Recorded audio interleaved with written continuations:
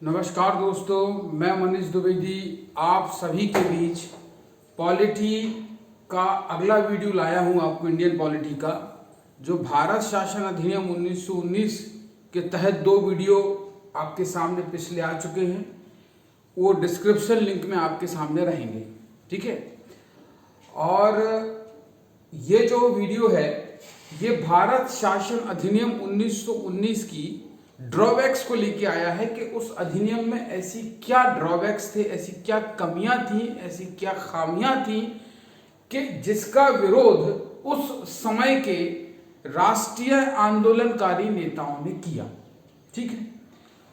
1919 अधिनियम के अंतर्गत क्या क्या प्रावधान थे ये आपको डिस्क्रिप्शन लिंक में जाएंगे तो मिल जाएगा, और वहां भी मैंने उसको एलेबोरेट चीजों को किया है।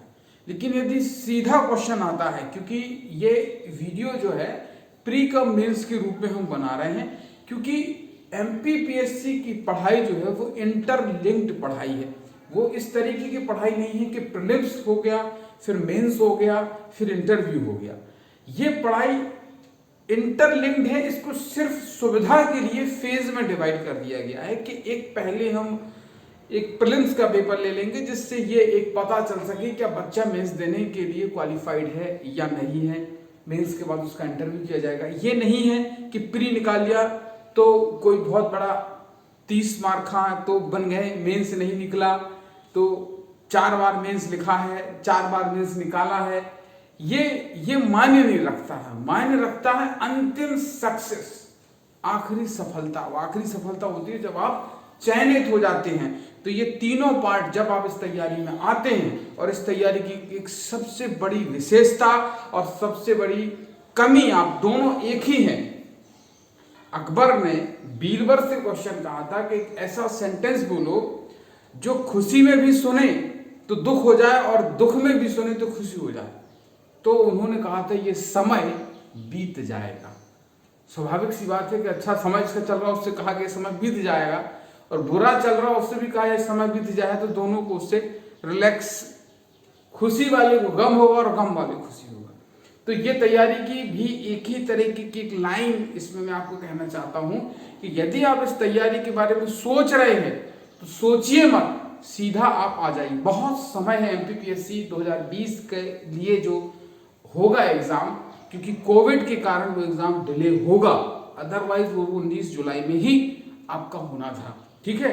तो वो एग्जाम आगे चल के आपका होगा। पर्याप्त समय है प्री कम मेंस के लिए, इंटरव्यू के लिए। और इस तैयारी में ये यही है कि जैसे ही आप सोचे वैसे ही तैयारी में आ जाएं, ज्यादा और टाइम वेस्ट ना करें, क्योंकि इस तैयारी में 3 साल 4 साल 2 साल से लगातार स्टूडेंट्स लगे रहते हैं। तो आप जब भी आएंगे तब भी आप अपने आप को जो है कुछ 2-3-4 साल से जो लोग तैयारी कर रहे हैं उनसे अपने आप को पीछे समझेंगे। साथ में ऐसे लोग भी एग्जाम को देते हैं जो ऑलरेडी पहले से इस एग्जाम में, पिछले एग्जाम में चयनित हैं और जो किसी न किसी पोस्ट पर है। कोई कॉर्पोरेट इंस्पेक्टर है, वो डेप्यूटी कलेक्टर बनना चाहता है तो वो भी आपके साथ परस्यू करेगा, जो कि एक सक्सेसफुल है, इस एग्जाम के पैटर्न से वाकिफ है। लेकिन इस एग्जाम की एक और खूबसूरती है, इसमें ऐसा नहीं है कि पुराने स्टूडेंट को प्रिविलेज दिया जाता है, इसमें नए स्टूडेंट को प्रिविलेज दिया जाता है। और इस तरीके का सिलेबस, इस तरीके की चीजें डिजाइन आपकी है, और जो नया सिलेबस आया है वो पुराने बच्चों को भी परेशान कहीं ना कहीं करेगा, उतना उनके साथ फेमिलियर नहीं है। जो चेंजेस हुए हैं, खैर उसको सब नहीं पढ़ना है। पहले अटेम्प्ट में लोग एग्जाम को क्लियर करते हैं, क्योंकि पहले अटेम्प्ट में जो जोश होता है वो उस पुराने बच्चे के पास नहीं होता है जो 2 या 3 साल लगा देता है, या जो सर्विस ऑलरेडी कर रहा है उसके अंदर वो जोश की कमी होती है, वो एंथुआज्म की उसके अंदर कमी होती है, जो एक नए बच्चे के अंतर्गत होती है। तो इससे कोई फर्क नहीं पड़ता कि आप नए हैं पुराने हैं, आप बस सिलेबस के अकॉर्डिंग तैयारी कीजिए और अलग अलग पार्ट्स में नहीं, प्री कम मेंस पार्ट में कीजिए। तो ये इस एग्जाम की एक विशेषता है। अब हम इस अधिनियम के अंतर्गत जो पहले 2 पार्ट हैं वो लोग देख लीजिए जिन्होंने नहीं देखा। अब इस अधिनियम में जो खामियां थी वो आपके हम सामने लाए हैं। पहला इसमें लिखा हुआ है, आप देख ही पा रहे हो कि इसने जिम्मेदार सरकार की मांग को पूरा नहीं किया, ठीक है। इसने जिम्मेदार सरकार की मांग को पूरा नहीं किया। इस एक्ट को जो लाया गया था, मैंने आपको बिल्कुल पहले वीडियो में बताया था कि 1917 में, जिसको अगस्त घोषणा भी कहा है, मॉन्टेग्यू साहब ने की थी कि भारत में एक हम जिम्मेदार सरकार देंगे, एक उत्तरदायी सरकार की स्थापना हम भारत में करेंगे। उसका पूरा हमने आपको प्रोसेस बताया था, क्योंकि 1909 के अंतर्गत जो अधिनियम आया था उसमें जो पृथक निर्वाचन प्रणाली थी और जो समय राष्ट्रीय नेता थे हमारे, जो स्वतंत्रता के लिए लगे हुए थे, डोमिनियन स्टेटस की उन्होंने मांग की थी। ऑस्ट्रेलिया, कनाडा जैसे जगहों पर जो है एक डोमिनियन स्टेट बन गया था, तो यही मांग भारतीय नेताओं ने की। और तिलक हो गए जो उस समय जो प्रबल नेता थे कांग्रेस के, पावरफुल, लाला लाजपत राय वगैरह हो गए, इन्होंने ये मांग रखी कि हमको भी एक स्वशासी प्रदेश दिया जाए, हमको भी पूरा अधिकार जो है भारत पर, भारत में भारतीय रहते थे, इन पर अधिकार, इन पर शासन करने का अधिकार भारतीयों को होना ही चाहिए। तो इसके तहत उन्होंने डोमिनियन स्टेटस की मांग की थी। प्रतिरक्षा मतलब रक्षा मंत्रालय और वित्त मंत्रालय, विदेश मंत्रालय जैसे बड़े बड़े मंत्रालय को भी इन्होंने मांग की थी। लेकिन चूंकि आप जानते हैं कि 1914 से 1919 तक के बीच में प्रथम विश्व युद्ध चल रहा था, ये आपके लिए जानना जरूरी है कि क्यों ब्रिटिश सरकार को ये एक दबाव बना। 19 से 14 से के बीच में आपका जो है फर्स्ट वर्ल्ड वॉर हुआ है, प्रथम विश्व युद्ध हुआ है, ठीक है, और ये आपका खत्म हो जाता है। तो उन्होंने कहा था कि जब प्रथम विश्व युद्ध खत्म होगा तो हम कुछ ना कुछ आपके लिए अच्छा करेंगे, क्योंकि प्रथम विश्व युद्ध में उनको भारतीय सैनिकों की जरूरत थी। क्योंकि ब्रिटिश, ये जो ब्रिटेन देश है, इतना छोटा देश है, उनको पास जनसंख्या इतनी नहीं थी कि वो सेना कहां से लाए, तो जरूरी था कि उनको भारतीय सैनिक मिले। और गांधी जी ने कहा भी कि भारतीय लोगों को अंग्रेजों की सहायता करनी चाहिए और बदले में अंग्रेज हमारी करेंगे। तो भारतीय सैनिक ने प्रथम विश्व युद्ध में भाग लिया। भाग लेने के दौरान उन्होंने युद्ध भी, आप देखते हैं कि ब्रिटेन का पक्ष ही जीतता है प्रथम विश्व युद्ध, और भारतीय नेताओं को उम्मीद थी कि हमने इनकी मदद की, हमारे लिए कुछ एक जिम्मेदार उत्तरदायी सरकार देंगे। और जैसा कि 1917 में मॉन्टेग्यू साहब ने अगस्त घोषणा भी आपके ब्रिटेन के पार्लियामेंट में की थी, और इनकी डिमांड थी कि जिस तरीके से ऑस्ट्रेलिया और कनाडा को स्वशासी तरीके से जो उनको स्वायत्तता दी गई है, इस तरह भारतीयों को भी दी जाए। लेकिन जब ये एक्ट आता है तो इससे भारतीय लोग असंतुष्ट हो जाते हैं। वो पहली खामी है कि इसने जिम्मेदार सरकार की मांग को पूरा नहीं किया। जो एक उत्तरदायी सरकार की मांग कर रहे थे वो हमको मिली ही नहीं, हमको पावर ही नहीं मिले। कैसे नहीं मिले आप उसको समझिए, और प्रावधान आप पहले वीडियो में देखिए। प्रांतीय विधानमंडल गवर्नर जनरल की स्वीकृति के बगैर अनेक विषय क्षेत्रों में विधेयकों पर बहस नहीं कर सकता था। प्रांतीय विधानमंडल, जो स्टेट में जो विधानमंडल थे उसमें गवर्नर जनरल की परमिशन के बगैर अनेक विषय, सब्जेक्ट पर, क्षेत्रों में विधेयकों पर बहस तक करने की जो है परमिशन नहीं मिलती थी। जैसा कि आज आप लोग जानते हैं कि जब मनी बिल आता है तो राष्ट्रपति उसको पहले से स्वीकृत कर देता है बजट के लिए कि अब बजट पर बहस हो। इसके बजट पर बहस के लिए राष्ट्रपति जी की परमिशन लेनी पड़ती है, पूर्व अनुमति लेनी पड़ती है, और राष्ट्रपति जी पहले परमिट कर देते हैं, फिर उसके बाद बजट पर बहस होती है। जैसे जैसे हम पॉलिटी पढ़ेंगे तो वो सब चीजें आपको समझ में आ जाएगी। अभी आप सब इतना समझ लीजिए कि बजट पर जब बहस होती है संसद में तो उसके लिए राष्ट्रपति की पूर्व अनुमति लेनी पड़ती है। तो ऐसे ही कुछ विषय उस समय थे जिसमें गवर्नर की पूर्व अनुमति लेनी पड़ती थी, लेकिन गवर्नर साहब नहीं देते थे, और उन विषयों पर जो है चर्चा या उन पर बहस नहीं हो पाती थी। आप इसको फिर से देखिए कि प्रांतीय विधानमंडल गवर्नर जनरल की स्वीकृति के बगैर अनेक विषय क्षेत्रों में विधेयक पर बहस नहीं कर सकते थे। मतलब किसी भी सब्जेक्ट पर वो विषय पर बहस नहीं कर सकते थे। यदि गवर्नर को लगे कि हाँ इस पर बहस होना चाहिए सब्जेक्ट पर, तो वो परमिट कर देता था, और यदि उसको लगे कि नहीं अभी इस विषय पर हमको बहस करने की अनुमति नहीं देना है तो मना कर देगा। तो कहीं ना कहीं अब आप इसको देख पा रहे होंगे कि यही वो था जो जिम्मेदार और उत्तरदायी सरकार की जो मांग थी वो पूरी नहीं हुई। यही तो उत्तरदायी सरकार है कि हम किस सब्जेक्ट पर बहस करना चाहते हैं, हम किस विषय के अंतर्गत कानून बनाना चाहते हैं। पहले वाले वीडियो देखेंगे तो आप समझ जाएंगे, जहां मैंने आपको बताया था कि केंद्रीय विषय को अलग किया गया, जिसमें आपके प्रतिरक्षा, विदेश मंत्रालय और भी बहुत सारी चीजें इसके अंतर्गत की गई थी। और प्रांतीय विषय भी अलग कर दिए गए थे, जिसमें आपका स्वास्थ्य था, आपका लैंड रेवेन्यू था। एक एक सब्जेक्ट मैंने वो आपको लिखाए हैं कि क्या क्या केंद्रीय विषय पहले वीडियो में मिलेंगे। तो और इन प्रांतीय विषयों को भी 2 भागों में विभाजित कर दिया था उन्होंने, हस्तांतरित और आरक्षित। ठीक है, अभी इसको आप समझिए किस तरीके से इसमें भी हुआ। हस्तांतरित वो विषय थे जिन पे विधानमंडल के मंत्री कानून बना सकते थे। आरक्षित विषय वो थे जिस पर ये कानून नहीं बना सकते थे। साथ में जो बजट था, तो केंद्रीय बजट और प्रांतीय बजट को अलग कर दिया गया था। ठीक है, तो बजट एक ऐसा सब्जेक्ट था जिस पर गवर्नर की परमिशन लेना जरूरी थी, और यदि गवर्नर को लगता है कि नहीं, परमिशन नहीं देना है, तो नहीं बहस होती थी। आरक्षित विषयों में यह था कि जो रिजर्व वर्ग के जो सब्जेक्ट थे, वो मैं आपको पिछली वीडियो में दे चुका हूं, उन विषयों पर कानून बनाने का अधिकार गवर्नर को था, और गवर्नर जिन लोगों का सहयोग लेता था वो आपके कार्यकारी परिषद थी, वो सरकारी लोग नियुक्त थे। तो वो विधानमंडल के प्रति जिम्मेदार नहीं थे, वो जिम्मेदार गवर्नर के प्रति थे। जैसे आज आप देखिए कि शासकीय जो कर्मचारी है, जो प्रशासनिक कर्मचारी है, वो विधानसभा या संसद के प्रति उत्तरदायी थोड़ी ना है, वो उत्तरदायी के प्रति थोड़ी ना, उत्तरदायी संसद या विधानमंडल के प्रति मंत्री है, सांसद है। तो जो रिजर्व विषय थे, जो मुख्य विषय थे, उस पर गवर्नर जो है शासकीय कर्मचारियों को सरल भाषा में समझ लीजिए, अब कार्यकारी परिषद के लोगों की सलाह लेके कानून बनाता था। वो जो रिजर्व विषय थे, रिजर्व विषय में आपका मुख्य समझ लीजिए वित्त हो गया, बजट हो गया, पैसा ही अंग्रेजों ने हमेशा अपने पास रखा। और भी वो उसमें कुछ जो चीजें थी वो आपको पिछली वीडियो में, आप लिंक में जाइए तो मिल जाएगा, मैंने विषय लिखाए हुए हैं उसमें। जो हस्तांतरित विषय थे, जैसे स्वास्थ्य हो गया, साफ सफाई हो गई, वो सब जो है आपके विधानमंडल पर कानून बना सकता था। लेकिन विधानमंडल में जो लोग निर्वाचित होते थे, जो चुन के आते थे, जो वैश्य मताधिकार के आधार पर जो चुन के आते थे, वो भी सामूहिक रूप से विधानमंडल के प्रति जिम्मेदार नहीं थे। आप समझिए इस चीज को।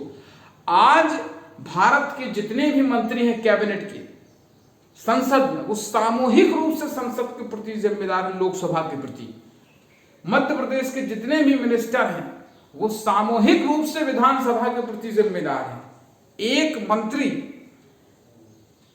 का यदि के प्रति कोई अविश्वास प्रस्ताव पारित करा लेगा विपक्ष, तो पूरा मंत्रिमंडल भंग हो जाएगा, सरकार गिरेगी। ऐसा तब नहीं था, सामूहिक रूप से जिम्मेदार नहीं था। तो यह भी एक लूप होल था। तीसरा पॉइंट आप हो जाएंगे कि प्रांतों में द्वैध शासन पूरी तरह फैल हो गया। यह मैं आपको बता चुका था डायरेक्टली। द्वैध शासन इसको बोला जाता है। ठीक है, ये वर्ड जो है यूनान से लाया गया था। ठीक है, और इस तरीके का द्वैध शासन 1919 में तो लाए, लेकिन इस तरीके का पहले भी अंग्रेज जो है चला चुके थे आपके बंगाल में। रॉबर्ट क्लाइव के टाइम पर चला गया था, जब जो पैसे का काम था, समझ रहे आप, जो दीवानी, जो पैसे का कलेक्शन का काम था, वो आप समझ लीजिए वो ब्रिटिश के पास था। और जो प्रशासन का काम था वो उन्होंने उस समय के वहां के नवाबों को दे दिया। तो इस तरीके का एक छोटे रूप में आप देखें तो द्वैध शासन बंगाल में रॉबर्ट क्लाइव साहब चला चुके थे। ये मॉडर्न हिस्ट्री में आपको जो है जब पढ़ाएंगे तो ये मिल जाएगा। रॉबर्ट क्लाइव साहब इसको ये जो है चला चुके थे। ठीक है,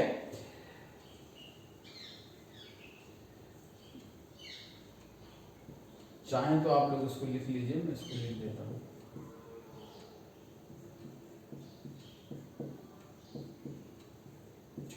रॉबर्ट क्लाइव साहब ने जो है इसको बंगाल में एक तरीके का आंशिक रूप से या छोटे स्तर पर कर चुके थे, लेकिन ये बड़े स्तर पर था। 6 जो बड़े प्रांत थे उनमें ये व्यवस्था जो है हम आप लागू करने जा रहे थे, द्वैध शासन। द्वैध शासन क्या होता है, यह हमको पिछली वीडियो में बता चुके हैं कि ऐसा शासन, आप यहां भी देखेंगे कि एक जिसका जो हेड हो वो एक हो, लेकिन अलग अलग तरीके से जो है उसका काम किया जा रहा हो। ठीक है, उस समय भी बंगाल में जो चल रहा था, लेकिन तब भी भारत के शासक के रूप में जो है उन्होंने मुगल सम्राट को स्वीकार कर रखा था। अब यहाँ जो था द्वैध शासन के अंतर्गत यदि आप देखेंगे थोड़ा सा, ये मुझे लगता है कि आप लोग लिख चुके होंगे, इसमें जो दूसरा जो था वो द्वैध शासन के अंतर्गत ये था, पिछले वीडियो में बहुत अच्छे से मैंने इसको बताया है, उसको जरूर देखें, कि हेड तो इसका गवर्नर था, लेकिन गवर्नर जो था वो कार्यकारी परिषद की सहायता लेता था, और ये कुछ चीजें विधानमंडल से चलती थी। ठीक है, तो ये कुछ सब्जेक्ट पे कानून बनाता था, ये कुछ सब्जेक्टों पे जो है कानून बनाता था, ये अलग कुछ विषय थे, ये कुछ यहाँ के अलग विषय थे, तो इन पे अलग अलग चलती थी, लेकिन इनका मुख्य जो एक व्यक्ति था गवर्नर था।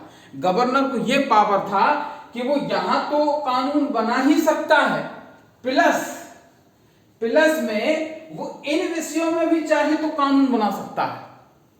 यहां तो वो बना ही सकता है और वो चाहे तो यहां भी बना सकता है, यदि वो चाहे उसे कुछ चीज यहां लागू करना है तो वो भी कर सके। तो ये द्वैध शासन विफल हो गया। तो कैसा द्वैध शासन है कि जब वो यहां तो बना ही रहा है और साथ में यहां भी बना ले गया आपका। ठीक है, और यहां जो विधानमंडल के मंत्री लोग हैं वो सामूहिक रूप से जिम्मेदार नहीं है, किसी को भी हटा दिया गया तो कोई सरकार नहीं गिरी, आप अपने हिसाब से चला रहे। इसमें निर्वाचन प्रणाली के आधार पर कुछ चुनते थे, कुछ नॉमिनेट होते थे। तो ये द्वैध शासन जो है यहाँ पर जो है आपका विफल हो गया, जो यहाँ पर स्टार्ट करने का प्रयास किया गया था। अगला पॉइंट देखें, मंत्री विधानमंडल के प्रति सामूहिक रूप से जिम्मेदार नहीं थे। यही चीज थी, यही कारण था कि ये आपका द्वैध शासन जो है विफल हो गया, क्योंकि जब मंत्री सामूहिक रूप से विधानमंडल के प्रति जिम्मेदार नहीं है तो ये कहीं ना कहीं आपका द्वैध शासन का फेल हो गया। तो ये खामियां एक्ट की थी। और जो सबसे बड़ी एक्ट की यदि मैं आपको खामी के रूप में बताऊं कि क्या इस एक्ट में लास्ट में ऐसा किया गया जिससे भारतीय लोग बहुत ज्यादा दुखी हो गए और वो एग्रेसिव मूड में आ गए और उन्होंने जो है इसका खुलकर विरोध किया। जैसा कि मैंने पहले ही वीडियो में बताया था आपको कि 1919 के अधिनियम के विरोध के स्वरूप ही पहली बार गांधी जी ने संविधान सभा वर्ड को एम्फेसाइज किया, और इसीलिए इस सिलेबस में 1919 के अधिनियम से जो है आपका इंडियन पॉलिटिकल सिलेबस डिजाइन किया गया है। वो था Rowlatt act bill 1919। Rowlatt act bill ऐसा था जिसे काला कानून कहा गया है। इस कानून में ये जो सब कुछ उन्होंने दिया, जो उन्होंने कुछ थोड़ी सी चीजें आपको अच्छी देने की कोशिश की, वो पूरे प्रावधान आप देख लीजिए, उसमें बताया है क्या किया। लेकिन रॉलेट एक ऐसा एक्ट था जिसको बिना दलील, बिना वकील का कानून गांधी जी ने कहा है, क्योंकि इसमें कोई सर्च वारंट की आवश्यकता नहीं थी। किसी भी नेता के घर, किसी भी समाचार पत्र के ऑफिस में, किसी भी बड़े व्यापारी को बिना सर्च वारंट आप सर्च कर सकते हो, उसको अरेस्ट कर सकते हो, और किसी भी अवधि के लिए कोई अवधि भी तय नहीं थी। तो इसको जो है बिना वकील के कानून कहा जाता है।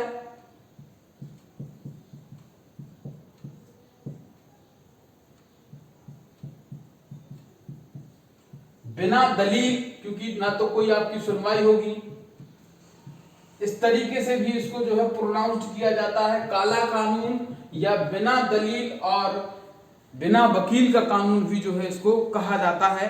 क्योंकि इसमें कितनी भी अवधि के लिए आप किसी को जो है राष्ट्रद्रोह के आरोप में जो है अंदर कर सकते हैं। और इसी रॉलेट एक्ट के विरोध स्वरूप जो भारतीय सैनिक प्रथम विश्व युद्ध में अंग्रेजों की तरफ से लड़े और उनको उम्मीद थी कि हमारे साथ कुछ अच्छा व्यवहार होगा, वो नहीं हुआ। बहुत ज्यादा दुखी हुए गांधी जी, उन्होंने समर्थन किया था कि आप इसमें शामिल होइए, और उस रॉलेट एक्ट के विरोध में 6 अप्रैल को कलकत्ता में जो है काफी नुकसान होता है, भारतीय लोग मारे जाते हैं। फिर 13 अप्रैल को आपको मालूम ही है कि अमृतसर में बैसाखी के दिन जलियांवाला बाग हत्याकांड बहुत बड़े स्तर पर जनरल डायर के द्वारा किया जाता है। और इसके साथ हम 1935 के अधिनियम पर पहुंचेंगे, जिसमें हम आपको बताएंगे कि जलियांवाला बाग हत्याकांड 1919 में एक आता है, फिर उसके बाद खिलाफत आंदोलन गांधी जी स्टार्ट करते हैं, असहयोग आंदोलन में वो स्टार्ट करते हैं, और उसके बाद आपका जो है पूर्ण स्वराज की मांग उठती है, साइमन कमीशन का विरोध होता है, और इसी तरीके से गोलमेज सम्मेलन होते हैं, और फाइनली अंग्रेज सरकार को हम पुश करके इस सब घटनाओं के बीच में जो प्रेशर अंग्रेज सरकार के ऊपर क्रिएट होता है, इसके तहत ही हमको 1935 का अधिनियम मिलता है। ठीक है, और उसमें हम उन प्रावधानों को जानेंगे। तब तक नेक्स्ट वीडियो में जो है हम यहाँ से लेकर 35 तक की घटनाओं का जिक्र करेंगे कि क्या घटनाएं हुई जिसके तहत जो है हम 35 तक पहुँचेंगे। अगली क्लास में जो है मैं आपको इस एक्ट में जो विजिलेंस करने के लिए उनकी टीम आई थी, जिसको साइमन कमीशन बोला जाता है, उसको लेके हम आपके सामने आएंगे। तब आप समझेंगे कि किस तरीके से जो है क्लासेस आपकी इस तरीके से इंडियन पॉलिटी की बढ़ती जाएंगी। आप अपने स्तर पर उसको नोट्स बनाते रहिए। कोई भी डाउट हो कमेंट बॉक्स में आके करिए, और चैनल को लाइक और सब्सक्राइब कीजिए। नमस्कार।